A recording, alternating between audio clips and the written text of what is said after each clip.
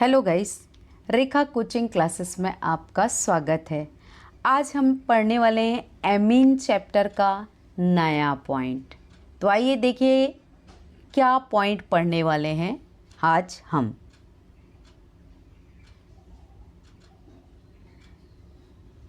तो हमारा पॉइंट है एमीन की क्षारीयता, मस्टर्ड ऑयल अभिक्रिया और अभिक्रियाओं को पूर्ण कीजिए। अभिक्रियाओं को पूर्ण कीजिए का अर्थ होता है कि जब एनिलीन या अन्य जो भी उत्पाद हैं, क्रियाकारक हैं, जो अगर किसी और से क्रिया करते हैं, ठीक है, तो वो क्या बनाते हैं, उनसे क्या प्राप्त होगा। तो ये क्या आती है, अभिक्रिया को पूर्ण करना। तो अभिक्रियाओं को पूर्ण करना आपको बोर्ड एग्जाम में मोस्टली पूछा जाता है। रिएक्शन को पूरा करने के लिए, संतुलित करने के लिए 2-3 रिएक्शन ज़रूर पूछी जाती हैं। तो मैंने जो वेरी इंपॉर्टेंट है इस चैप्टर में उन्हीं का ही समावेश किया है। तो आइए शुरू करते हैं। सबसे पहला, एमीन की क्षारीयता।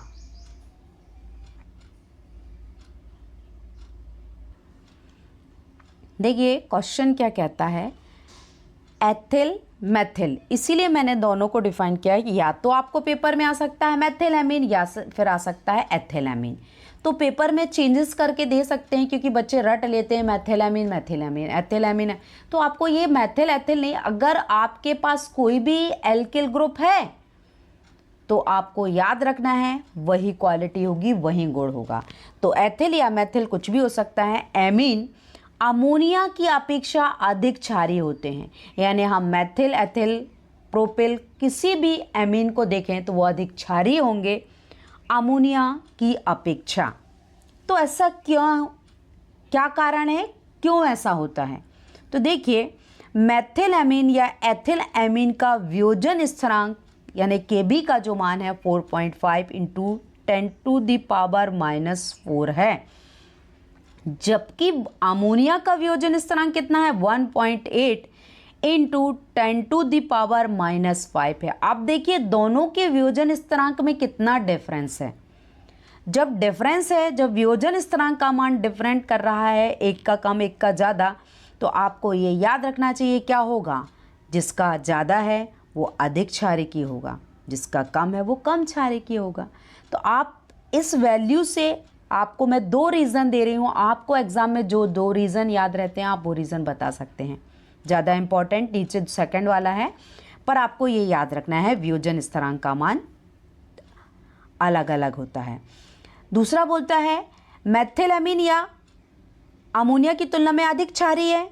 क्यों? क्योंकि मेथिल एमीन में मेथिल समूह के, याद रखिए मेथिल समूह या एथिल समूह के +I प्रेरणिक प्रभाव के कारण, यानी ये पॉइंट जो मैंने मार्किंग की है आपको वो मेमोरी में रखना है, तो आपको आंसर तुरंत बनेगा कि +I प्रेरणिक प्रभाव के कारण नाइट्रोजन परमाणु पर क्या आ जाते, एकाकी इलेक्ट्रॉन युग्म की जो उपलब्धता है वो बढ़ जाती है और वे प्रोटॉन को अपेक्षाकृत अधिक शीघ्रता से क्या करने लगते, ग्रहण करने लगते हैं। इसीलिए एथिल एमीन अमोनिया की अपेक्षा कैसा होता है, अधिक क्षारीय होता है। तो आपको ये याद रखना है प्लस प्रेरणिक प्रभाव के कारण, ये प्लस प्रेरणिक प्रभाव, धनात्मक प्रेरणिक प्रभाव के कारण एथिल एमीन में अधिक क्षारीयता का गुण पाया जाता है। आइए जानेंगे किस तरह से आपको स्ट्रक्चर से डिफाइन करना है।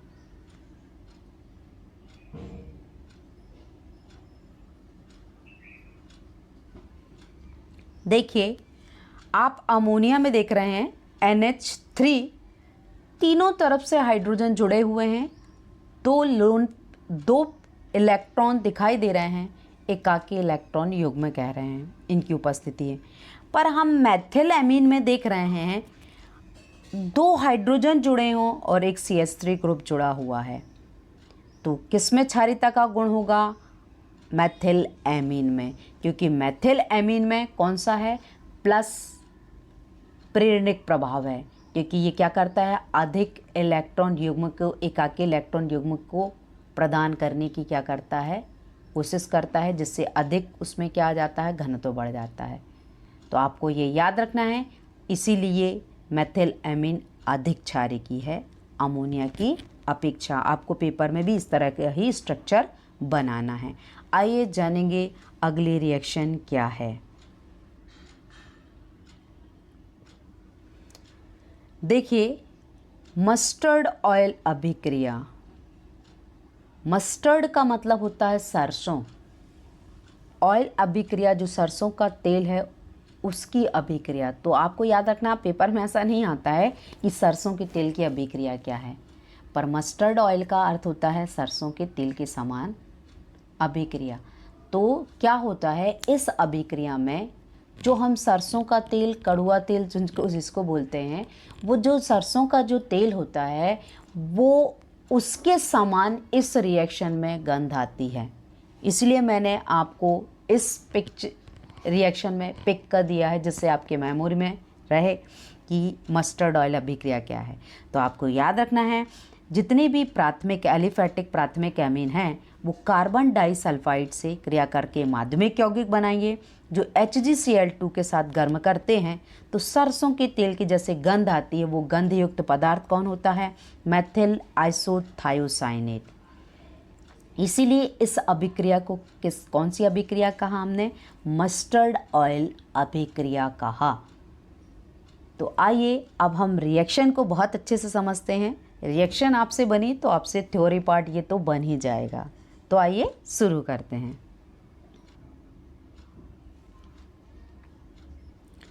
देखिए, एथिल एमीन है। एथिल एमीन कार्बन डाइसल्फाइड से क्रिया कर रहा है। जैसे ही कार्बन डाइसल्फाइड से क्रिया कर लेता है तो माध्यमिक यौगिक बना। जब ये माध्यमिक यौगिक में हम क्या करेंगे? HgCl2 की क्रिया कराएंगे। तो आइए देखते हैं वो अभिक्रिया क्या है।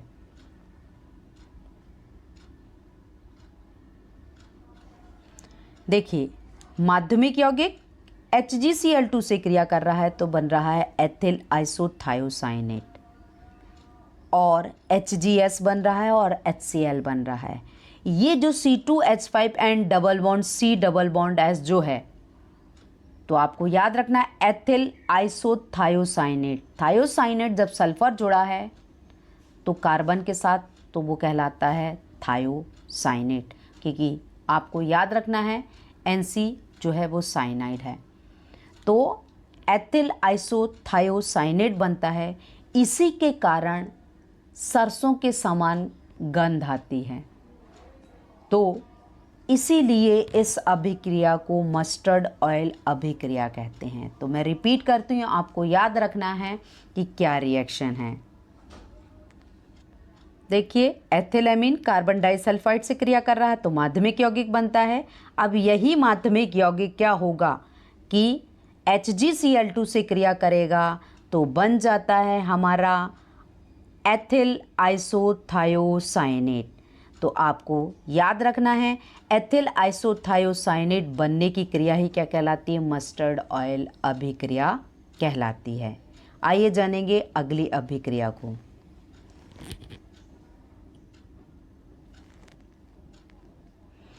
अगली अभिक्रिया हमें कह रही है निम्न अभिक्रियाओं को पूर्ण कीजिए।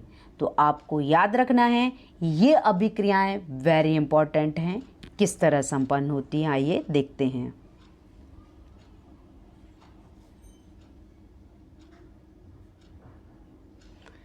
देखिए, पहला अभिक्रिया पूर्ण करने के लिए बोल रहा है, उसमें क्या कर रहा है? एनिलीन है। एनिलीन जब ब्रोमीन से क्रिया करता है तब क्या बनता है? यही एनिलीन, चाहे तो हम अलग अलग लिख सकते हैं, इसलिए मैंने क्या किया है, 2 टाइम नहीं लिखना पड़े इसलिए क्या किया, एक ही बार लिख के एरो चिन्ह से डिफाइन किया है। तो आपको पेपर में अलग अलग ही आएगा। तो आपको याद रखना, एनिलीन ब्रोमीन से क्रिया करता है तब क्या बनता है? पूर्ण कीजिए अभिक्रिया को। एनिलीन जब क्लोरोफॉर्म और पोटेशियम हाइड्रोक्साइड से क्रिया करता है तब अभिक्रिया को पूर्ण कीजिए। और अगला है कि जब बेंजीन डाइओजेनियम क्लोराइड एल्कोहल से, एथिल एल्कोहल से क्रिया करता है तब क्या बनता है। तो आइए जानेंगे ये अभिक्रियाएं किस तरह से पूर्ण होती हैं।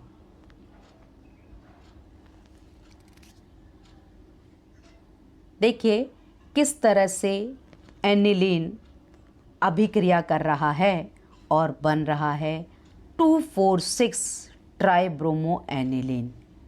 तो एनिलीन जब ब्रोमीन से क्रिया करता है तो आप देखिए 3Br2 लिखा है, तो 3 ब्रोमीन बेंजीन से जाके जुड़े हैं 2,4,6 पोजीशन पे, और 2,4,6 पोजीशन पे जुड़ने के बाद अब ये जो कंपाउंड है क्या कहला रहा है, 2,4,6 ट्राइब्रोमो एनिलीन।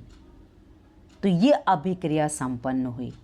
तो आपको याद रखना है कि एनिलीन जब ब्रोमीन से क्रिया करेगा 2,4,6 ब्रोमो एनिलीन ही बनेगा। आइए अब हम देखते हैं कि एनिलीन जब अन्य कंपाउंड से क्रिया करता है तो वो संतुलित अभिक्रिया क्या है, उस अभिक्रिया का नाम भी क्या है, ये चीजें आपको याद रखना है। तो देखिए एनिलीन अब क्रिया करता है क्लोरोफॉर्म और क्षार के साथ, तो क्या बना रहा है, तो एनिलीन क्लोरोफॉर्म और क्षार जब क्रिया करता है तो बनता है फेनिल आइसोसाइनाइड, जिसे हम कार्बिल एमीन अभिक्रिया कहते हैं। तो आपको याद रखना है, पेपर में आपसे पूछा जा सकता है कि एनिलीन क्लोरोफॉर्म और क्षार जब क्रिया करते हैं तो क्या बनता है और उस अभिक्रिया का नाम क्या है। तो आपको याद रखना है उस अभिक्रिया को कहते हैं कार्बिल एमीन अभिक्रिया। आपको बहुत अच्छे से याद रखनी है ये अभिक्रिया को, क्योंकि ये वेरी इंपॉर्टेंट है। आपको एल्केल हैलाइड में जब हम क्लोरोफॉर्म बनाने की विधि पढ़ते हैं, क्लोरोफॉर्म में भी है, क्योंकि इसमें जो कंपाउंड यूज हुए हैं एनिलीन क्लोरोफॉर्म और क्षार, ये जो हैं ये सारी हर एक जो एल्केन हेलो एल्केन और अन्य जो क्लोरोफॉर्म में है सब में अलग अलग जो यूज़ हो रहे हैं वो उनके कारण क्या होती है, वेरी इंपॉर्टेंट है ये रिएक्शन। क्षार के कारण होने वाली क्रिया, क्लोरोफॉर्म के कारण और एनिलीन के कारण। तो आपको याद रखना है यही अभिक्रिया है कार्बिल एमीन अभिक्रिया, जिसमें फेनिल आइसोसाइनाइड बनता है, और फेनिल आइसोसाइनाइड बनने की जो अभिक्रिया है वही है कार्बिल एमीन अभिक्रिया। आइए जानेंगे अगली अभिक्रिया।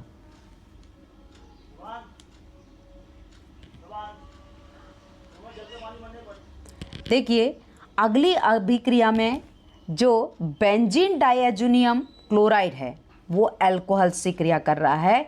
तो दो प्रकार से मैंने रिएक्शन बताई हैं, आपसे जो लर्न होती है आप उसी को पेपर में लिखिए, क्योंकि दोनों रिएक्शन एग्जैक्ट हैं। आपकी रिएक्शन जो है वो संतुलित होनी चाहिए तो पूरे मार्क्स मिलते। तो आप याद रखिए इस प्रकार, पहले जो आप देख रहे हैं C6H5OH देख रहे हैं, फिनॉल बनता है, एथिल क्लोराइड बनता है, और ऊपर की ओर बना जो वो नाइट्रोजन बनता है। दूसरा आपने देखा कंपाउंड जो बना वो बेंजिल क्लोराइड बना और एथिल अल्कोहल बना और नाइट्रोजन गैस बनी। तो याद रखना क्लोरीन और OH जो हाइड्रोक्सिल ग्रुप है वो किससे क्रिया करता है, ये याद रखना है। दोनों रिएक्शन में नाइट्रोजन जो है, नाइट्रोजन गैस जो है वो अलग निकल जाती है। तो यह अभिक्रिया संपन्न हुई। आपको याद रखना है कि हम इसी प्रकार से, इस प्रकार हमारी ये अभिक्रिया संपन्न हुई। अगले वीडियोस में हम नया चैप्टर फिर पढ़ेंगे। यदि आपको इस चैप्टर से कोई प्रॉब्लम है तो प्लीज़ आप कमेंट करिए, मैं अगले वीडियोस में से फिर से एक्सप्लेन करूँगी। तो आज की वीडियोस यहीं तक। तो thank you for watching my videos. Please like and subscribe.